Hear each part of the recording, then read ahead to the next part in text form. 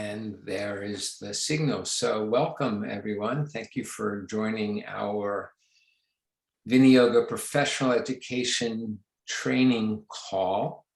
I just wanted to first thank you for joining our call and let you know that we'll be sharing with you for the next hour. And then at a certain point, we'll actually end the recording and be available for answering all of your questions, but we prefer to keep the questions for a recording that other people can listen to who may not be here. We prefer to keep the questions private between us. And so again, I'm going to just begin, and I would like to first explain briefly that this call is a joint call for both parts of our professional training programs. That is what we call Viniyoga Foundations for both yoga teaching and for yoga therapy, and then the Clinical Applications Program, which is specific to the therapeutic application. And so what I wanted to do as we begin is introduce our team. So we have, there's me at the top there. And then we have on our call today, all of these friends, Kathy Jameson, and you can see her waving. And Kathy is a longtime student of yoga, a longtime practitioner of yoga and practitioner of yoga therapy. And she has been working with me probably for, I don't know, close to 20 years as well. And she has the role of, first she's senior faculty for AVI, and she's the training coordinator for the Viniyoga Foundations Program for yoga teaching and yoga therapy. And she's specifically, as I said, the training coordinator for the foundations part of the program. And then just following along is Julie Shaw, who's waving there. And like Kathy, Julie is a long-term student of yoga, practitioner of yoga, teacher of yoga, and practitioner of yoga therapy, also a graduate of American Viniyoga Institute's professional training programs. And Julie takes the role as the training coordinator for the VCAP, Viniyoga Clinical Applications Program. And then also we have with us on our call today, and I'll introduce Bernadette Solar first. Bernadette is also a practitioner, a student of yoga, a practitioner of yoga, a yoga teacher, and a yoga therapist. They all are that, of course. Bernadette's slightly younger, as you can tell. So I won't say long decades and decades, but I've known Bernadette a long time, close to a decade anyway. And she is now in the role of student advisor. So that means that she'll be an interface between any of you who join our programs and AVI, and she's very friendly and intelligent. So she'll be able to answer all of your questions and so forth. And then, of course, we have Robin Lilly. And Robin is also a long-term student of yoga, practitioner of yoga, teacher of yoga, and practitioner of yoga therapist. But Robin has the unique role in this group of being the director of operations for American Viniyoga Institute. So I call her my boss often because she sort of helps me keep my life organized and keeps all of our operations running smoothly. So any logistic questions, of course, that any of you might have with our programming, she's the one to talk to. And I'll just say one more thing before I pass the baton, which is that you may have noticed that I've said all of these, when I introduced each one, I said it in this order very intentionally, which is a student of yoga, a practitioner of yoga, then a teacher of yoga, and a practitioner of yoga therapy. And that's aligned with my own self-concept. I've been involved with this tradition for 45 years in this lifetime. And my self-concept is first and foremost as a student of yoga, and then as a practitioner. And then I'm a teacher and the trainer of teachers and a therapist. I practice yoga therapy individually and train yoga therapists. And I hope that all of you who get deeper into this work and become, if you're not already, or go deeper into teaching and therapy, that you maintain that your really first self-concept is a student, an ongoing student and practitioner of yoga. Okay, so what I want to do is now introduce, well, I've introduced them, but I'm going to turn it over right now to Kathy Jameson and Julie Shaw. And we'll just run through, as I said, this meeting, and then at the end, we'll turn the recording off and be totally available for your questions. And along the way, please feel free to type your questions if they come up in the chat, and you'll have an opportunity to both ask them in chat and voice after we're done the presentation. So thank you, Kathy, go ahead. Hi there. Thanks for being here, everybody. I'm going to talk just for a minute or so about our professional education programs, or at least about the first part. So this is a two-part program, educational program. The first part is our 500-hour program, which is our foundations program that I'm the coordinator of. The second part is our clinical applications program, which is the program that Julie is the coordinator of. So we're going to talk about that a little bit. But what we want you to know is that all of our programs meet all of Yoga Alliance's requirements for 200-hour, 300-hour, and 500-hour yoga teacher certifications. And so you can see in the first group of small bullet points that our 500-hour certification requires that you attend 4 units of VFP, which is our foundations program. So, and then if you're interested in only a 300-hour, you attend units 1, 2, and 3 of that program. And then there's other work for you to complete. There's home study in between and a final project that's required all the way through for any of these certifications.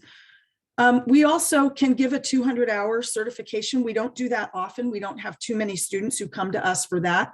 But once in a while, we have a student who's never been a yoga teacher before. And they're wanting to stick with us through the whole program and achieve a 500-hour certification, but they have an opportunity to teach somewhere.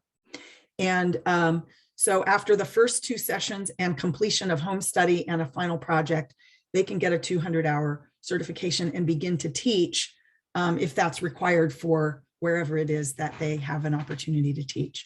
And so I think that's all I'm going to say about that right now. We have more slides to come and more to talk about, but I'm going to let Julie say a few words now, I think, about the clinical applications piece.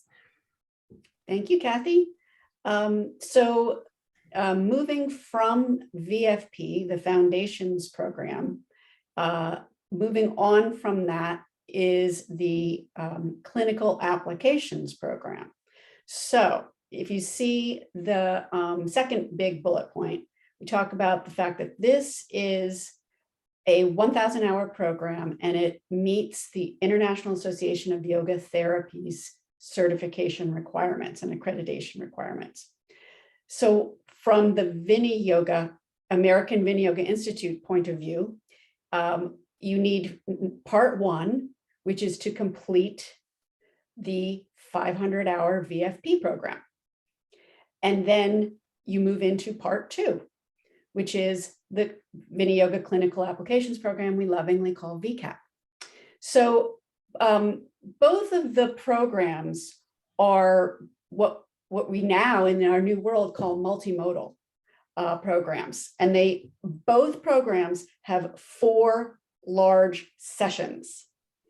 And each of those 4 large sessions will run roughly 6 months apart from each other. However, the training is stretched out over that time. So each one of those larger sessions consists of several modules. And those modules are a combination of in-person, online, and when we say online synchronous, we mean what we're doing here now. Everybody is required to be, well, that's actually not what we're doing here now. Forget that part. Online synchronous is when you are required to be online with us live. And then we also have some what we're calling self-guided learning. That falls into a lot of different categories. It could be home study. It could also be an asynchronous module where we give you a link to a webinar and you watch it on your own time. So we have a lot of different ways of delivering that training to you. So that kind of says it in a nutshell, what the format of our training is. We're going to certainly give you a little bit more detail as we move into the next slide.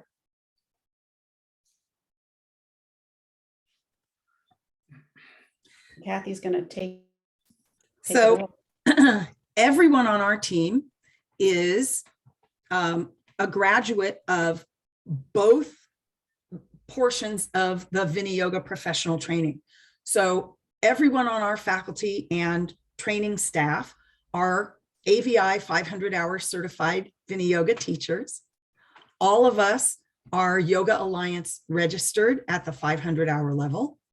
All of us are also graduates of VCAP, the Clinical Applications Program, and we're all certified by AVI as Viniyoga therapists, and we're all individually certified and registered with IAYT as certified yoga therapists. And so so VFP, the Foundations Program, has one team. That's me and Gary and a team. And the Clinical Applications Program is another team. It's Gary and Julie and a team. But all of the members of both of those teams have all of those credentials. We're all experienced Viniyoga students, practitioners, teachers, and therapists. And we all have continued to do what's necessary to maintain our registrations with those accrediting organizations, which means participating in continuing education, staying connected to the work. So why don't we go on to the next slide, and Julie and I will talk about a little bit more detail about the programs and the dates. So I'll start with the Viniyoga Foundations Program, VFP 22. It's session 1 of that program is going to run during the 6-month period beginning in August of this year, August of 2022, and ending in February of next year. So remember, in that previous slide, Julie talked about online synchronous modules. So there will be an online weekend in August, like an introductory weekend that participants are required to attend live. Then if you see there where it says session 1, there will be a week-long in-person segment in September. And we're going to talk about where that is and what that's going to look like a little bit later. And then there will be more online synchronous opportunities. In fact, we're going to do those each month during the months between the beginning of session 1 and the beginning of session 2. So you're actually going to see us each month in one way or another. And then in session 2, the in-person piece is another week long in March. Then you'll be seeing us every month until October. And for session 3, the in-person piece takes place in November. So we'll meet online in October. Then we'll see each other in person, we hope, God willing, with the way the world is, but in November. And then we will see each other each month again until May for session 4. And then we will be finished with our in-person week-long event in May of 2024. So this program takes place over a period that's almost 2 years long. And we're going to see each other in person roughly every 6 months. We'll see each other online every month, not for a whole weekend. Now and again, with each unit of training, there'll be one whole weekend, and then there will be each month a few hours, like on a Saturday afternoon, for what we call clinics. And that's how we stay connected to you and guide you all the way through the program. And then in May of 2024, we'll meet for our final time in person and we'll graduate you. So that's how that one's going to work. And then the clinical applications program that starts this year is going to run concurrently with the foundations program. But you have to complete the foundations program completely before you begin the clinical applications program. So for those of you who are coming in new or looking at coming in new to VFP in 2022, you'll be looking at VCAP potentially in 2024, probably in the fall of 2024. It'll begin roughly 6 months after you complete the 500-hour program in May of 2024. All right, so Julie, take it from there. Okay, thank you, Kathy. VCAP program is similar, as you can see. We have a stretch of time, session 1, October of this year through April of next year. Again, we start with a little online weekend to get started, and then we'll go to our in-person week will be in November. We do have, unlike VFP, where there is pretty continuous throughout the whole entire program, we have a little bit of extra time, a little lag time between the end of session 1 in April and then the start of session 2 in June. And for us, that just works out that way because we're building in time for the amount of homework, for the required homework. We want to be able to give you enough time to complete, in particular, case studies are really valuable work in VCAP. So we've organized the schedule based on what else we're asking you to do at home. So we can give you the time to get that done. And at the same time, we can also be with you and be available to support you through it. So that's why our dates have a little bit more of a time off between the end of a session and the start of the next one. It's a 2-year program. It runs from October of 2022 and ends in October of 2024. And that last in-person gathering, September 25th to October 2nd, final session, graduation. So that's a quick look at the calendar. Thanks. I just want to say, as we're moving away from that slide, that these dates are also available on the AVI website. If you're here with us for this presentation, you're already in touch with our office. So you're on the mailing list and you've expressed an interest in the program. So these dates are also going to be included in the mailings that you get from Robin's office, or any mailings that might come directly from me or Julie to you, depending on which program you're coming into. So I want to talk a little bit about the learning experience. So we're going through a lot of this stuff, and then we're going to have Gary come in and talk to you about the specifics of the program. But I want to talk a little bit about the idea of Sangha, the formation of group, the development of friendships, lifelong relationships. So the Sangha consists of your cohort, your fellow students, but also of your faculty and staff. It says they're mentors, and we're going to talk about mentoring in a minute, but your mentors are the faculty members. It's us.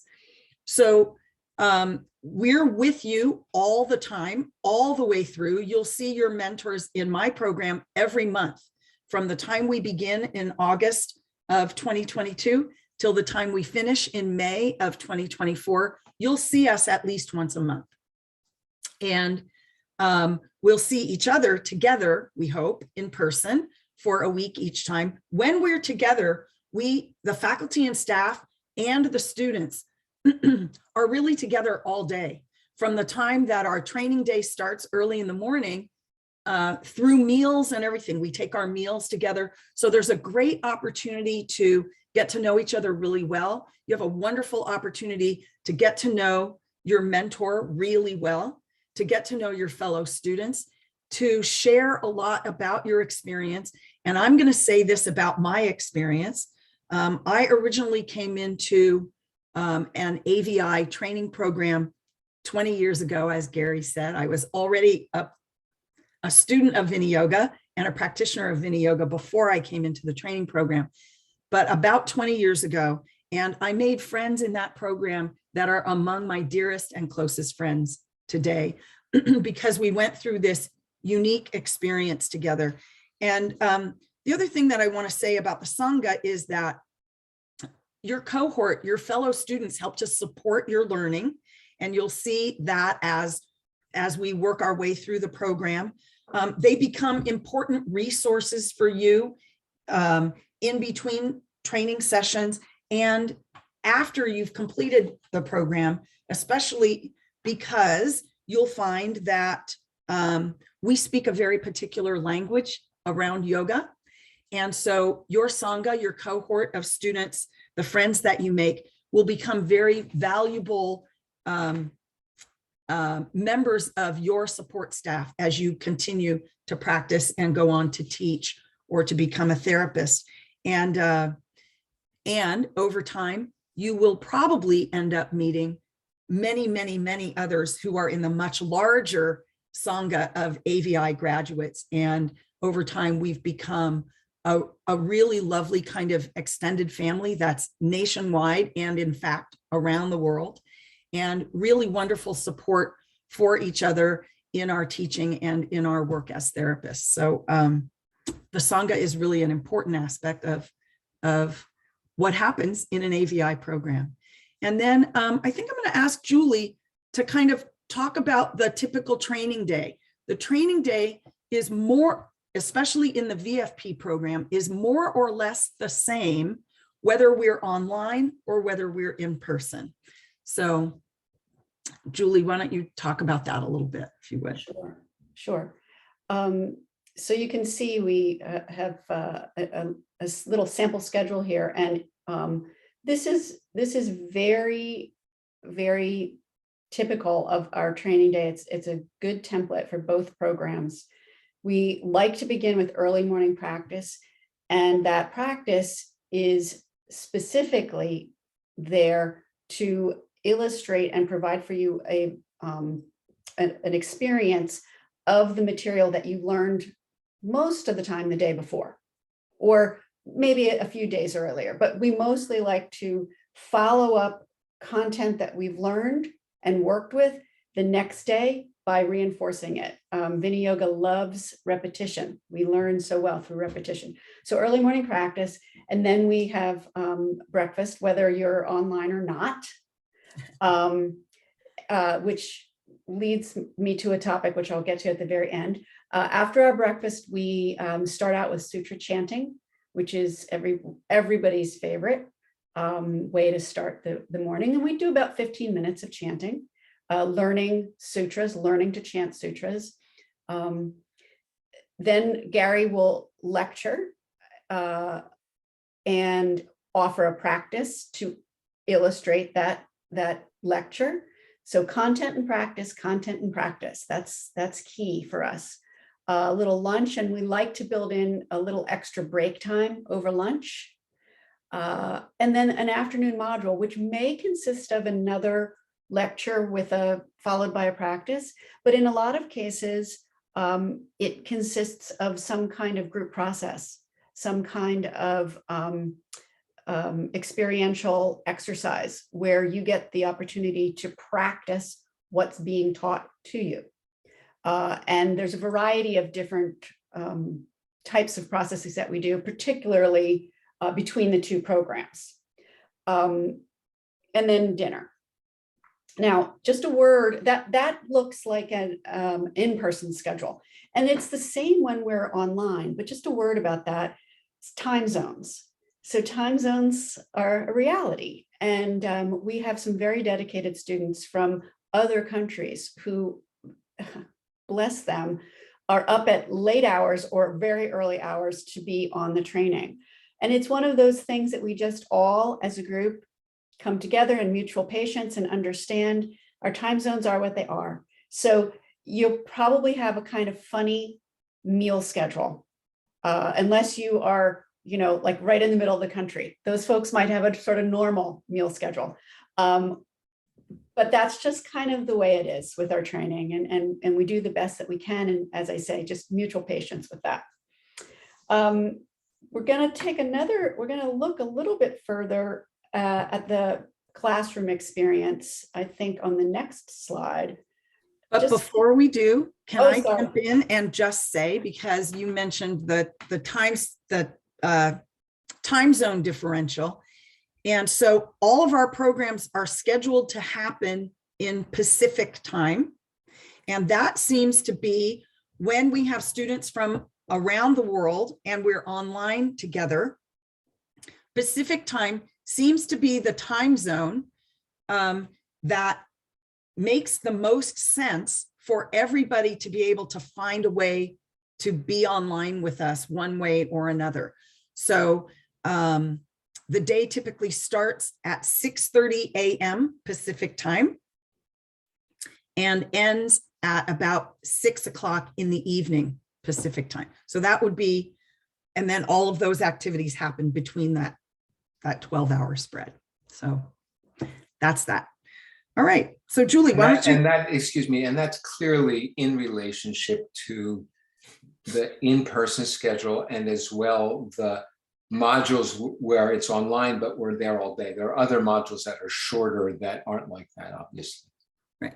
Yeah, we do it. We take it very, very seriously when we're online together, and we build in the necessary amount of break time. Trust me, you're not on screen for 12 hours.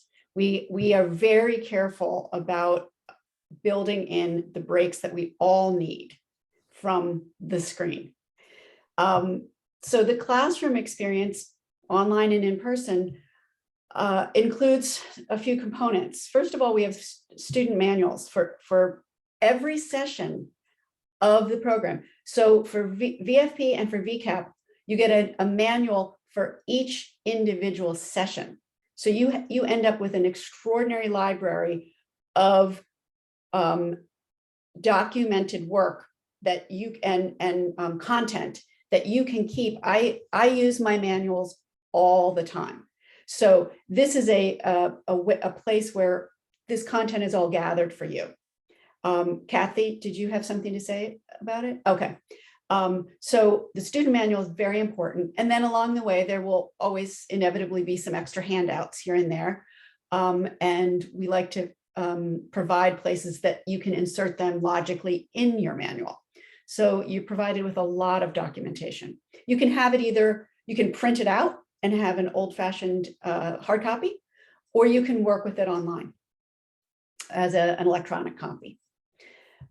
We've talked already a little bit about lectures with Gary, and then practices that most often follow on a lecture to illustrate what's just been presented as content. We build in a lot of Q&A time, but we like to spread it out because a lot of times questions are answered in the course of the training. So sometimes we'll save them all up. We park those questions in a parking lot, and then we'll just have a little time together some afternoon and pull all the questions out and go through them. So we have guided practices by Gary and by the staff. So you get a sample of different teachers and teaching styles. And then of course we have a whole host of skill building exercises so that you can learn and then learn to do. And then in VFP's case, learn to teach. So that's a progressive development of the content. You might add case studies in the Yes, exactly. I was going to add that in terms of the VCAP program, the Clinical Applications Program, you'll be observing Gary working with students who are in fact clients. He'll be working on real conditions. We don't make anything up. Everybody's got something. So that's some of our most valuable content, is watching Gary conduct a case study. We have a lot of archived recordings of those case studies, and we can provide those as additional content that you can watch, take notes from, and learn from. So we have that kind of extra content in VCAP. We also have in VCAP, we have a series of written and clinical assessments. Assessment being a lovely euphemism for quizzes or tests. And it's necessary because this is a certification program. You will be certified at the end. So we set you up for success, but that's another component of the training are quizzes and clinical assessments of the work along the way. And then a big final clinical practicum at the end of the program. So there's a lot of different ways to deliver this training. There are lectures, there's auditory hearing, there's visuals, there's your manual, there's the opportunity to work experientially. So I'll leave it at that for now. And we're going to talk a little bit more about mentoring. So Kathy's going to start with talking about mentoring in the VFP program. But before we come off this slide, there's a quote in the green box on the bottom of the slide here. And the second sentence in the quote says, there are so many resources. That's a little bit of what Julie was just pointing to. So many resources that we give you. But the rest of the sentence says, and it's not just Gary and the staff, it's everybody in the room. And that kind of points back to the Sangha and to the value of the online synchronous sessions where we're all together, where we build in time for questions. And it points a lot to the in-person time together when we're together for meals, we're together during break.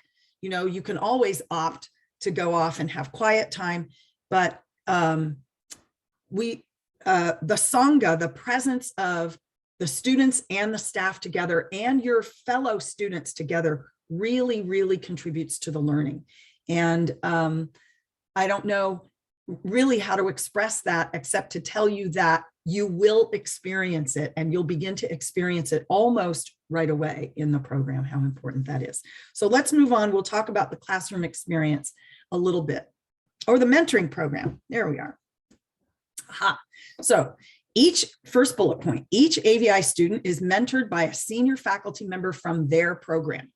So when you're in the Foundations program, you will have a mentor. That mentor is part of our faculty, so you'll be seeing that mentor in the classroom every month, whether we're online or in person. You'll get to know your mentor really well.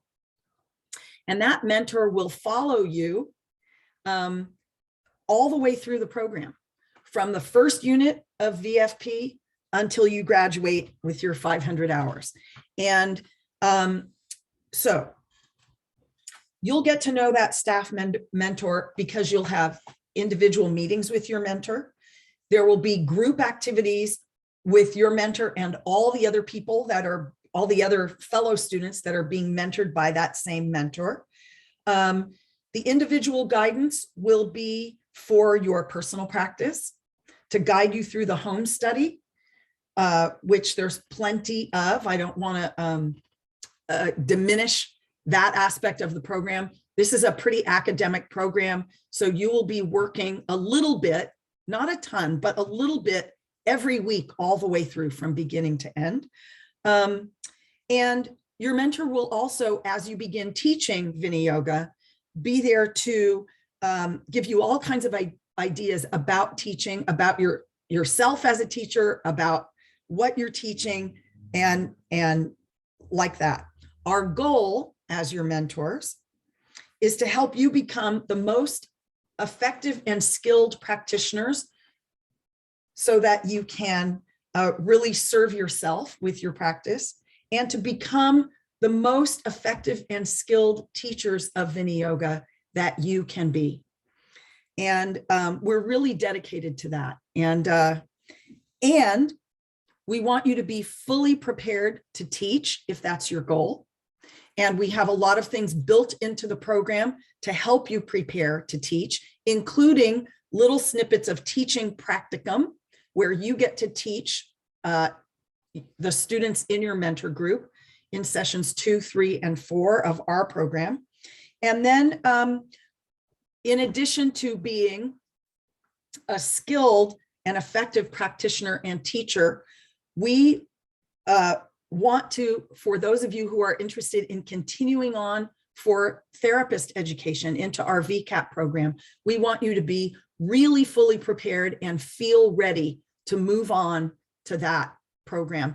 So it's Viniyoga Foundations. We want you to have a really good, to be really well rooted in the foundations of Viniyoga practice and teaching, so that all of those foundational principles are sort of part of you. They're in you as you move into clinical applications, because it's in that program that you'll begin to actually apply those foundational principles in a clinical setting or in a clinical way.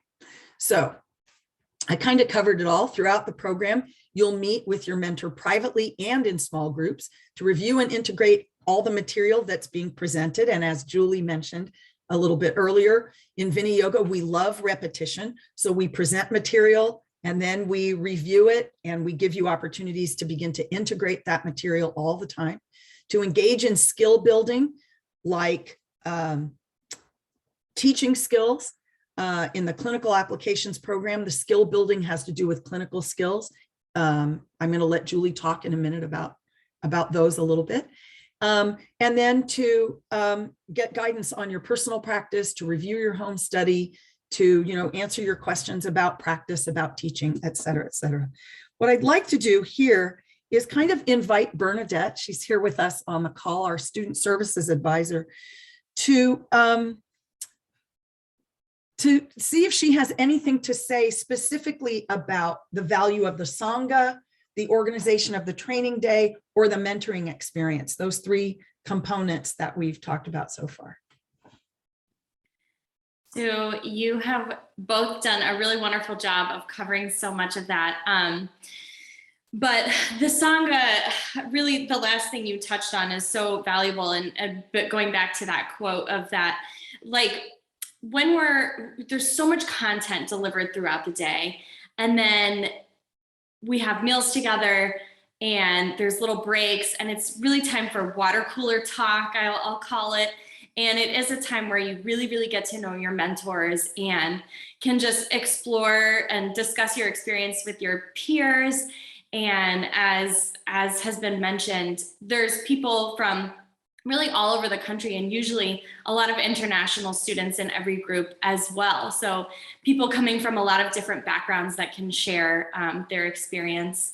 And you'll be amazed at the people in the room, right? So we have, of course, Gary and the senior faculty who are just a wealth of knowledge. And then the people somehow that find these trainings really have a lot of experience and a lot of value to provide. So as Kathy mentioned, you kind of just experience it when you get there, but you're going to learn so much from all of the people around you in your Sangha. And you'll learn throughout the Viniyoga process that Sangha is just such an important part of our own personal growth in our experience with yoga and yoga therapy as well. So super, super important. The mentoring program, I think, is something that makes this program really, really unique. And like we've said, there's a lot of content, there's homework, there's developing your own personal practice, developing practices for your students or clients, and your mentor is really there the whole couple of years with you to guide you through that. And it's just such a valuable part of your process, and they're there to support you the whole time. So I think going into a yoga training, it can feel like there's a lot coming at you at once, and you have your mentor here to really guide you through that and support you throughout the whole process. So that's what I'll say about those. Thank you. Why don't we go to the next slide, and then Julie can say a couple of things about mentoring in the VCAP program. Thank you, Kathy. Thank you, Bernadette. I'll echo everything that they both have said so far. In VCAP, the mentors are here to keep you on track, to be with you, to shepherd you, to provide, what you'll learn in VCAP is that it's not about the practice, it's about the practitioner. And so it's about the student. What does the student need? One of the things that is very important for the student-mentor relationship in VCAP is working on developing the client case studies. And this is where you really develop your clinical skills. And it's so wonderful to see the progress from session 1 through session 4 of case studies. So that's a very important thing that your mentor will work on with you in VCAP. We also, especially session 1 of VCAP, we're sometimes still working a little bit on closing some gaps from VFP. We're there to continue that. We're there to say, okay, maybe we need a little help with personal practice here. Maybe we need a little help with sequencing there. We're there to continue that kind of training as well, and to help you on a one-to-one basis. We want to provide opportunities for your success. That's so much what our mentoring program is about. The whole thing is set up to help you succeed in this big adventure that you're about to take on. We think of it as really a two-way professional relationship. You learn. Some of you are already professionals. Some of you are already licensed and certified in other modalities. And others come in new to a field of clinical study. And so the mentoring relationship is also about that, helping to develop that professionalism as well.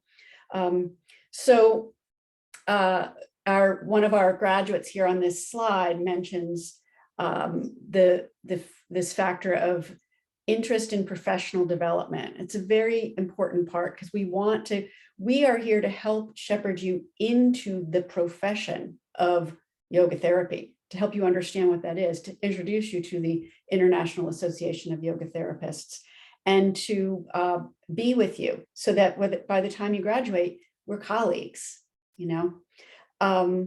So I think we've said a lot about mentoring. You can pretty much guarantee we're there for you. Excuse me, before you go on to the next slide, or as you go on, I need to step away for 1 minute. I'll be right back, because then I'm going to be talking about the contents of each unit. So I want to make sure that I'm ready for that. So I'll be right back. Yeah. And I think, Kathy, you're going to. Thanks, Gary. I think we can go on to the next slide for a minute and let Gary will be probably back in a minute. So our in-person sessions take place at the Ancient Yoga Center, which is just outside of Austin, Texas. It's on the campus of an ashram called the Radha Madhav Dham, and it's 200 acres. It's actually a beautiful, beautiful place, as you can see by the photographs there. It's peaceful, it's comfortable, the food is good, 3 vegetarian meals a day, which might be different for some of you. There's a lot of food. It's really nutritious food. You won't be hungry. You will feel well nourished and well cared for. It's a beautiful natural setting where during break time, there are places to walk, places to rest, places to refresh yourself. You see there's a photograph of a big pond. It's beautiful there at the pond, the top photograph. The bottom photograph is the wall, or part of the wall of the temple. There's a rather exquisite temple complex there as well. And it gives you an opportunity to kind of experience what might be called a yogic lifestyle, in a peaceful setting that's away from your life at home. So it's away from all the cares of your day-to-day life at home, and everything is taken care of for you. We give you the schedule for each day, so you know where to go and when to be there for various classroom presentations. Meals are taken care of, and so you're really, really free to be able to immerse yourself in the learning, and the in-person sessions give us a really immersive experience. And like I said a few minutes ago, it's just outside of Austin. It's about 30 minutes from downtown. Sometimes there's an opportunity for a part of a day off, or to come into Austin a day early, or to stay a day or two late, especially if you need to adjust to a time change. And there's a lot to do in Austin. It's a fun city. There's a little bit more to say about the lodging and the process of that, but I'm going to hold that till the end and let Bernadette talk about that when she comes up to talk about her role as the student services advisor at the end. So I think we'll move on to the next slide and let Gary begin talking about the content of the programs. Thank you, Kathy and Julie and Bernadette and Robin for everything, and all of you guys. So I wanted to just, obviously, our program is rich, a lot of information, very concrete. It's not sort of fluff at all. It's really concrete knowledge.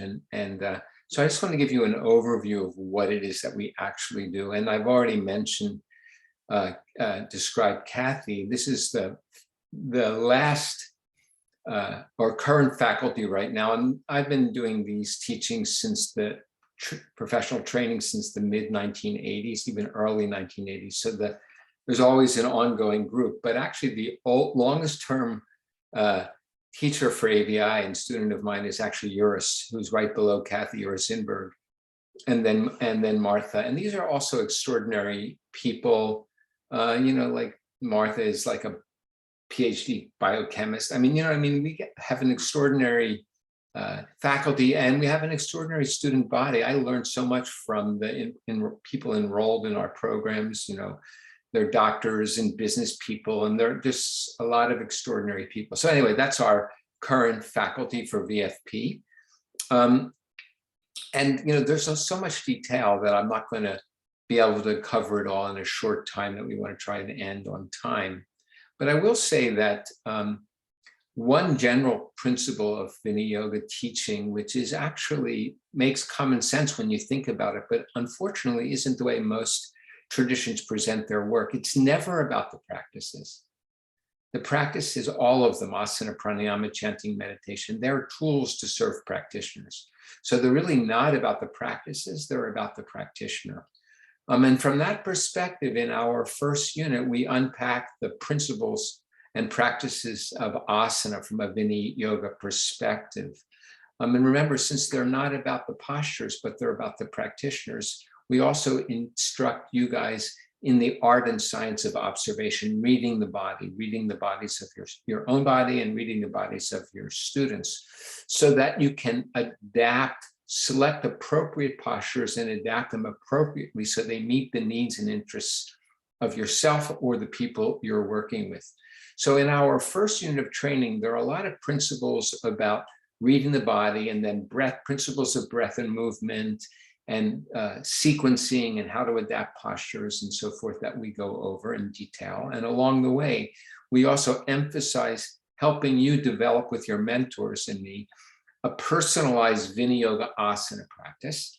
And then, of course, in that first unit of training, we introduce sort of the philosophical history of yoga and begin our deeper study of Patanjali's Yoga Sutras, which continues throughout the entire program, sutra by sutra, word by word, meaning and relevance for our own lives. We also introduce to you certain basic teachings about Sankhya and some core teachings that come from Upanishads and Bhagavad Gita throughout the program. But the main textual study is Yoga Sutras. In the second session, we move into the art and science of pranayama within the context of understanding the human energy system. So, if asana really very much serves the human structure, pranayama has a kind of a dual role. It really has a powerful impact on our physiology, giving us an ability to influence our own sympathetic, parasympathetic regulation, and through that influence all of the functioning of our physiology. But the yoga science of that is what we call Brahmana Langana and Samana. I use the phrase, the human energy system. So we teach you the principles of that. And then the content, the practical content is pranayama and the sort of accessories of pranayama, including bandhas and kriyas. We also, in the second unit, considering that you have been working with Viniyoga asana for the first, let's say, 6 months, we'll teach you the principles of teaching asana, the Viniyoga principles of instructing, the pedagogy of teaching asana. And we'll continue our work in the Yoga Sutras, and we'll help you develop a personalized Viniyoga breath-centric asana practice that includes breath adaptation to prepare for specific pranayamas, and then developing your own personal pranayama practice. And then, you know, as I said, I'm going through this fairly quickly.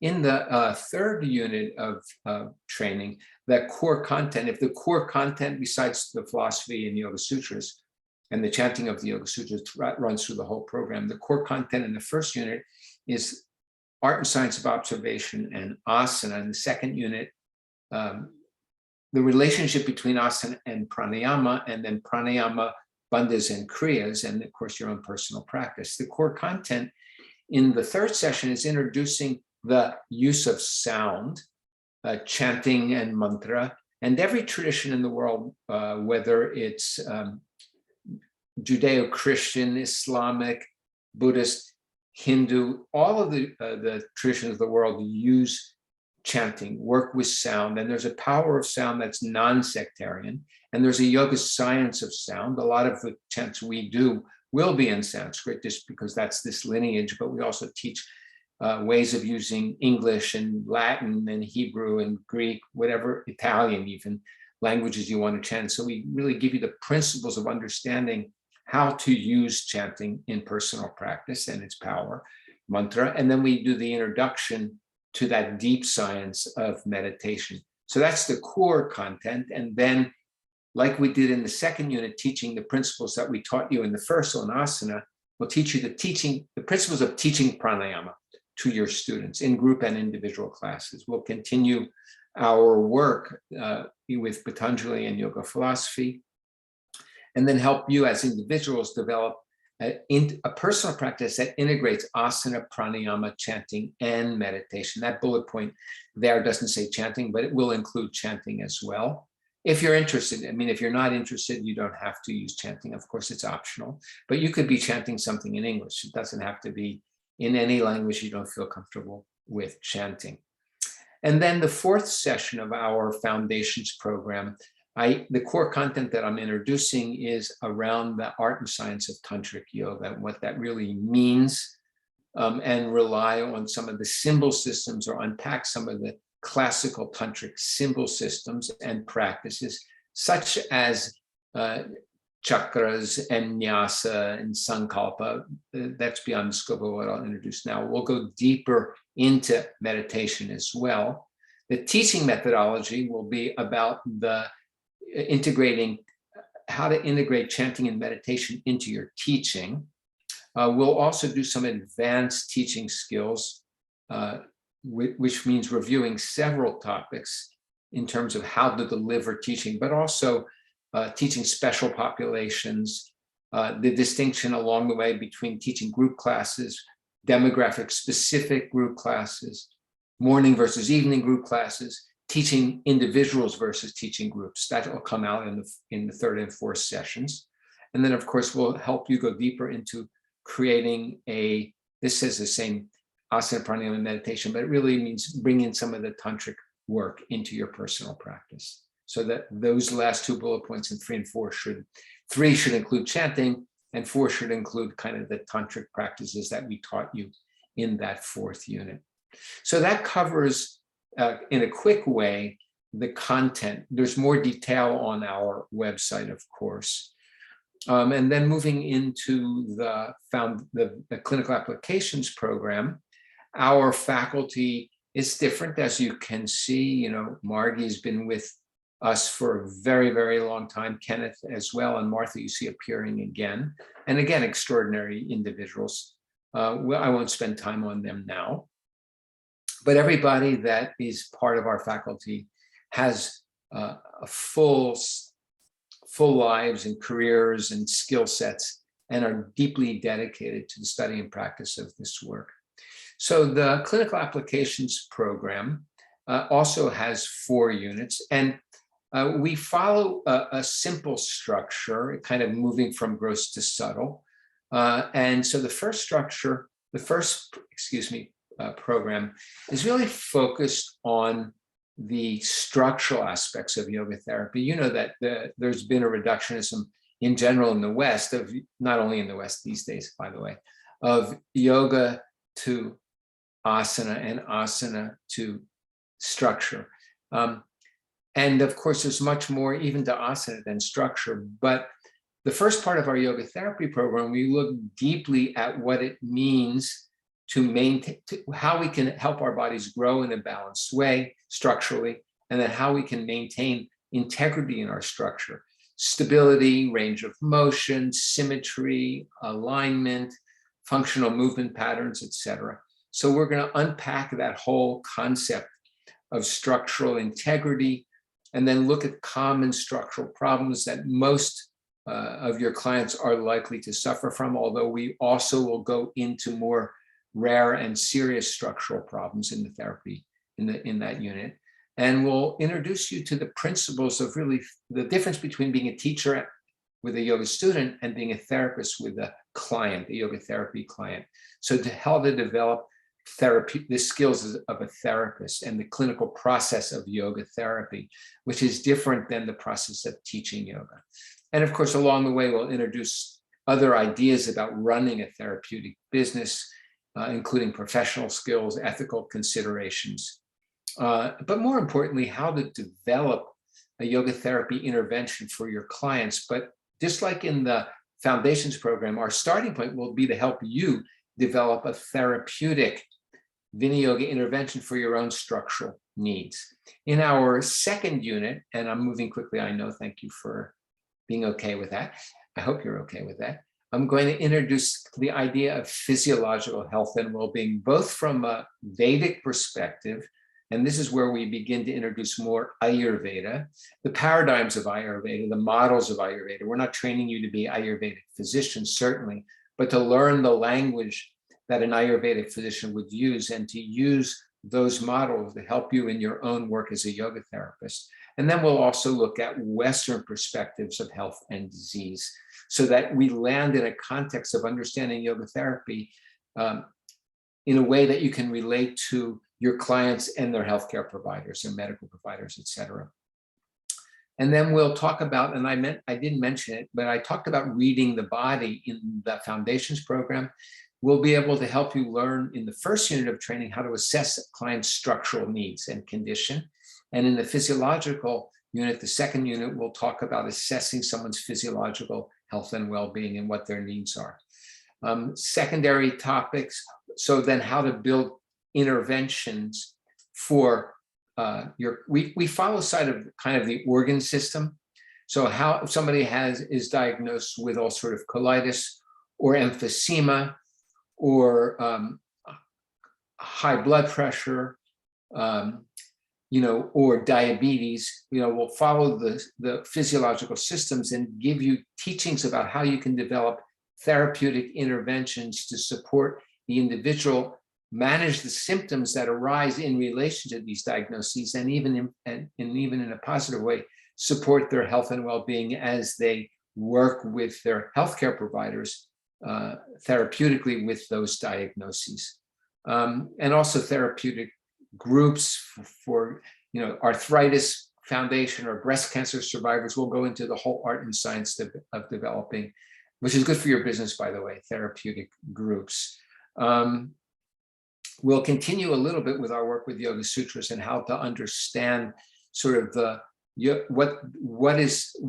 how the Yoga Sutras inform your work as a yoga therapist. And again, just like we did in the first unit and also in the Foundations Program, will help you develop your own therapeutic intervention for whatever kind of physiological conditions that you're dealing with or have been dealing with. What else? And a lot of the work is very symptom generated. So we're helping, we're not medical doctors unless we are, of course, many of our students are helping the client working against the disease. We're helping the individual who's diagnosed with the disease manage some of the symptoms like sleeplessness, fatigue, pain, stress. That's a lot of what we do. And then we'll teach you the specifics of many of the common disease processes that impact so many of our population. I'm trying to go quick, so I hope it's not too rushed.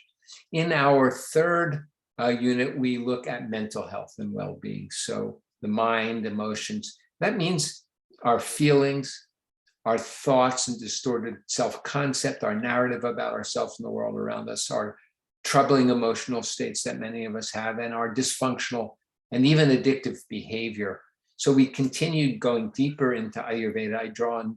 We've talked about Yoga Sutras. In this second and third unit, I draw a lot from Charaka Samhita, which is one of the main source texts of Ayurveda. Again, not from the perspective of training you to be Ayurvedic physicians, but the Charaka Samhita is also one of the source texts in yoga therapy. So we draw on a lot of the language and symbol systems that Charaka presents to understand mental health.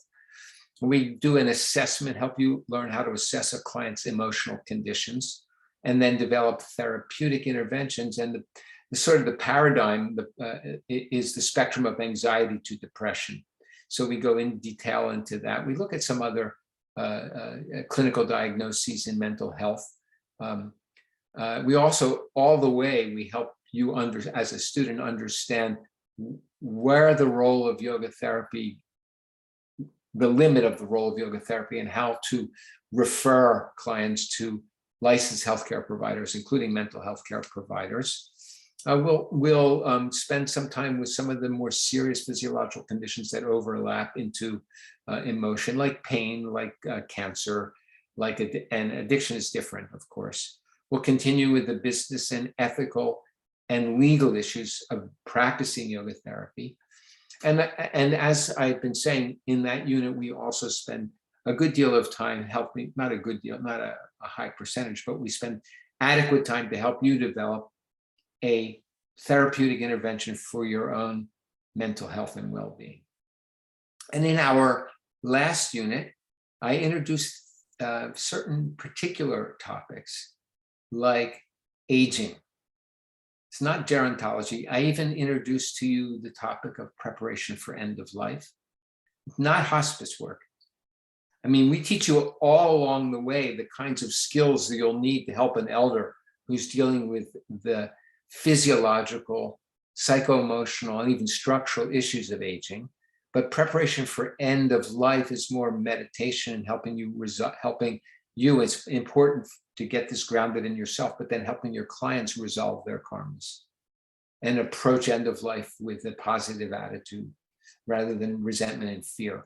So we talk about aging and issues of aging. We talk about preparation for end of life. We look at specialized conditions in mental health like ADHD and so forth. We also talk about reproductive health because that crosses over emotion. And then also that rolls us into the issues of relationships. So much of our interpersonal stress can be resolved by doing a deeper dive into our own self-understanding. So resolving relationship issues. And I rely a lot on the chakra model from Tantric Laya Yoga and some of those practices to support that work. That's a longer discussion. Obviously, we'll do that at the end. So the main topics in that fourth unit are end of life and the dynamics of interpersonal relationship. Those are very important. And that'll bring us kind of to the end of that program. And as you see, I ran through that. We're already a little bit over our intended end time, but I ran through that very quickly. There's a lot of content. It's very rich. It's about us. It's about the real issues that we as human beings face in our lives. And all of the practices are all about and only about serving us as practitioners. And you get the skill set of through all the program of learning to read your own body mind or the body mind of your clients and the knowledge base of how to adapt the tools and calibrate them so they work for yourself or the individuals that you're working with. So I'll just leave it at that for now. and then, see if Kathy wants to say something.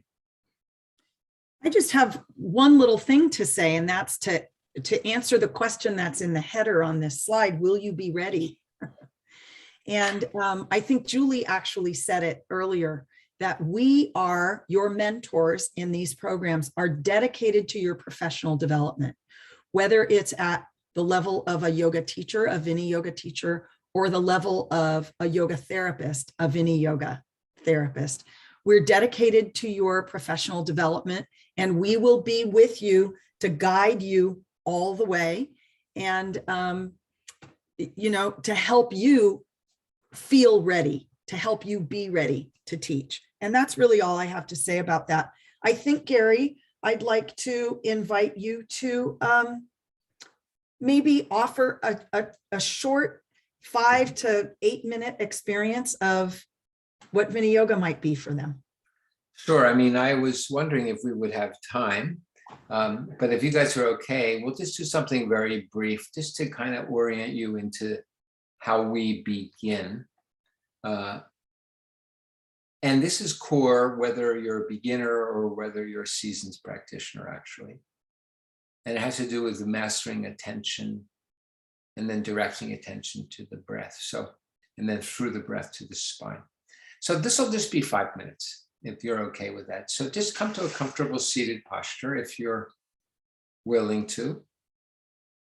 Close your eyes. And the seated posture is so that your spine is erect, so you're not leaning against the chair if you're on a chair. And close your eyes. And by the way, as I'm setting this up, normally we've been together now for 70 minutes. In our normal programs, we take a break already between, at about halfway through this length. So we're not modeling what we do in the program. We're very conscious of not having people sit so long. So thank you for bearing with us for this one. And then as you sit here, closing your eyes and tuning into your own inner environment, scan your kind of body awareness and notice how you feel. Feel that vibration that pervades your body. And then begin to bring your attention, or please bring your attention to your attention itself. Yoga is fundamentally about, in the tradition, about mastering the mind. So just notice your own habits of attention.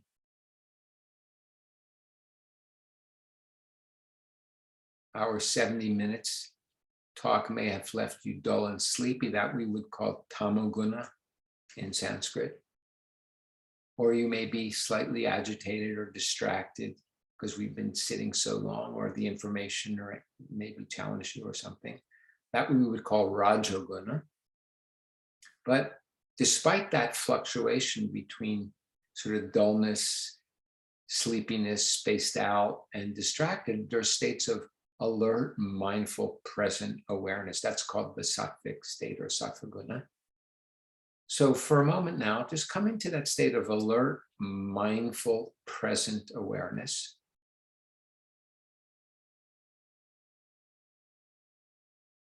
And we'll start with interoception, which means your interoception, your ability to actually perceive sensations returning to your brain from your body. So bring your attention to your sit bones. Whatever you're sitting on, your ischial tuberosities have contact with the cushion, the chair, the floor. And if you listen, what's happening is there are signals returning to your brain from all over your body continuously. So when you pay attention to your sit bones, what you're really doing is differentiating the specific signals returning to your brain from your sit bones. Feel the contact with the floor or the cushion with your seat. And as you feel them, bring your attention up into your sacrum. Again, this is not a visualization. Just listen until you can perceive the signals that return, that sort of emanate from your sacrum, as it were, and return to your brain through the nervous system. And you'll feel that pulsation in your sacrum. And as you feel that, notice, if you can, your attention, we're going to walk up the spine, almost like vertebra by vertebra. So maybe the first thing you'll feel is the lumbar curve rising up off its sacral base, but get into it as intimately as you can, listening, again, not visualizing, but just listening for signals returning to your brain from L5 rises off of S1, and there's 5 lumbar vertebra. One rises off the other. Sense the whole lumbar curved segment of your spine, and then continue the journey up the, if we can call it the ladder of your spinal vertebral bodies. Walk your awareness from L1 into T12, the 12th thoracic vertebra.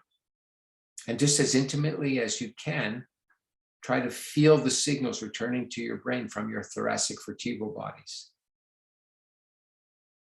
The more you do it, the more you can actually isolate specific vertebra. But most of you should be able to at least feel that whole curved segment of the thoracic spine. As you move your attention up your thoracic spine, you can sense the ribs that are connected to the processes of the thoracic vertebra and wrap around them, joined together at the sternum in your chest. So sense your thoracic curve, the rib cage, the whole thoracic cavity. And as you move your awareness up the thoracic spine, sense your shoulder girdle resting comfortably on the thoracic and ribs.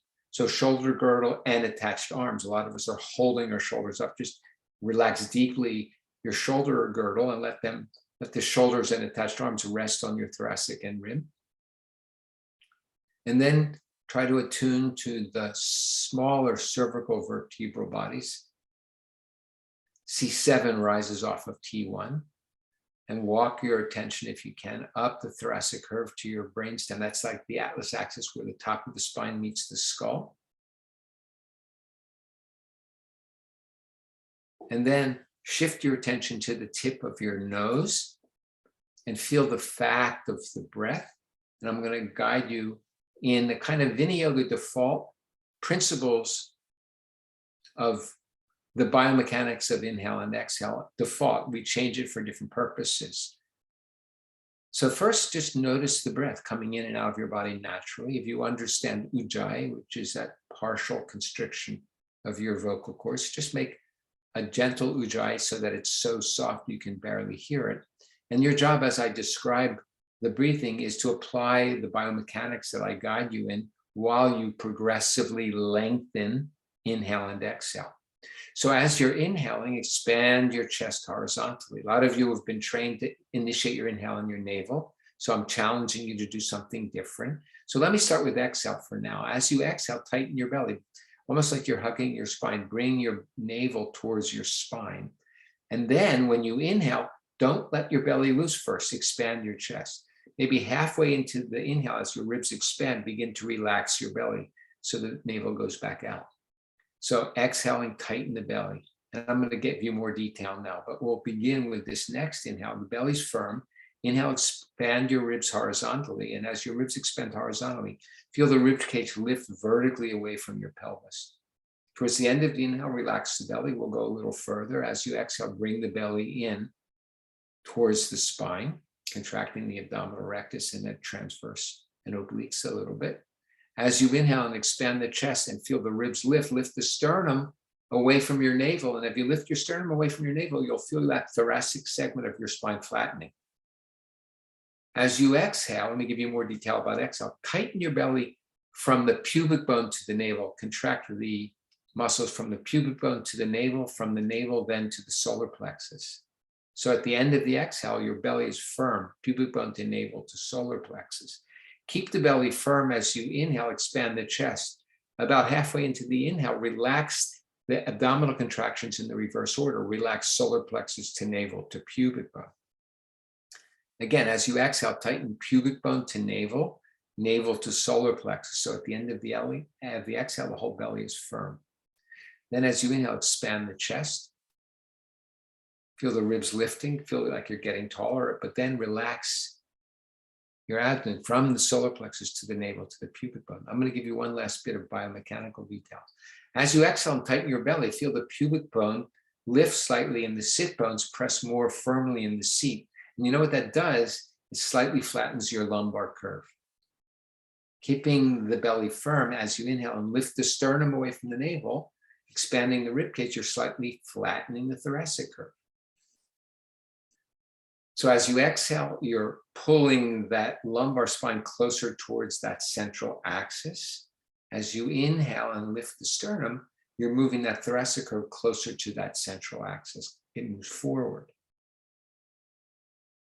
For us in Viniyoga, this awareness of the relationship between the flow of your breath and the movement of your spine is the core of asana.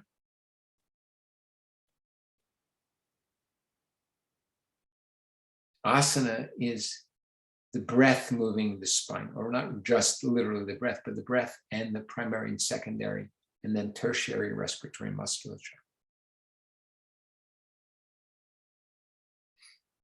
Okay, just because of our time, just take a moment and release the breath and come into that inner stillness. What we've done is create a more spinal alignment. Ultimately, where we'll take you is just take 1 minute. We're going to end now, but just take 1 minute and put your attention on your crown. Feel that tingling at the top of your crown. And then drop us like again, this is a visualization, a straight line, straight from your crown to your root at the perineal floor between the anus and genitals. Feel that straight line. As we move deeper into inner practices, we'll bring you into what's called Sushumna. That central axis becomes a central channel. And then we bring our awareness through the breath into the central channel. So that's later. So just take a moment to release focus on the breath. And when you're ready, just open your eyes and bring yourself back into the present moment.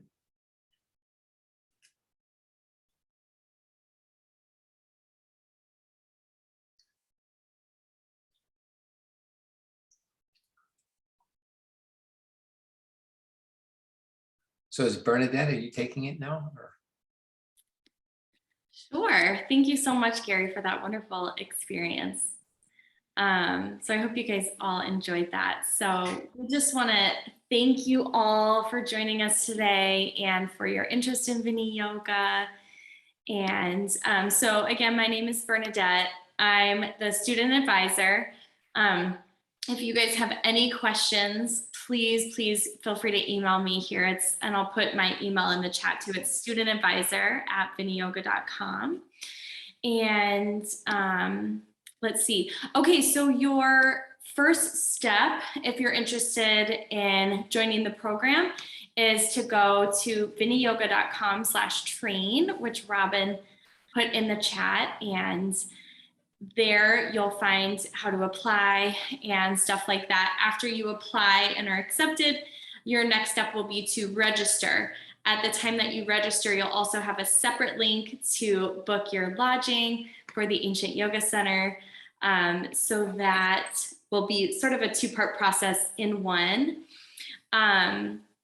So viniyoga.com/apply. Thank you, Robin. So that's where you'll go to apply, and feel free to reach out to me with any of your questions. I'm here to support you as you navigate and explore your process with these training programs. So I'd love to chat with you about any logistical questions that you have, or even just share my own personal experience. Like Gary mentioned, you know, I've been teaching yoga for almost a decade, but in terms of this lineage, I'm still kind of a newbie. So it hasn't been super long since I graduated these programs. So it's still all fresh. So I'll be happy to also share my personal experience with you if that is helpful for you as you explore your fit for these programs. Okay, let's see what else. Oh, and the last thing I just want to add is that the early bird rate goes through May 19th. So for the VFP program, you definitely want to take advantage of that. So you have about a month to get registered and still take advantage of the early bird rate. So thank you all for being here.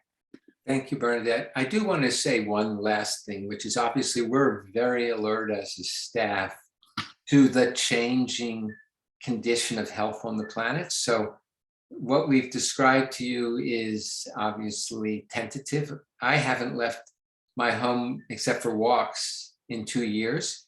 So, we're planning to meet together in person, and I hope it works out, but we'll be very alert to what is safe for everybody, obviously. And in a moment, as Robin said, we're going to stop the recording, and then we can just hang out together, and if you want to talk or ask any questions. So thank you, Kathy, Julie, Bernadette, and Robin. And I hope to see many of you in person in September in Austin.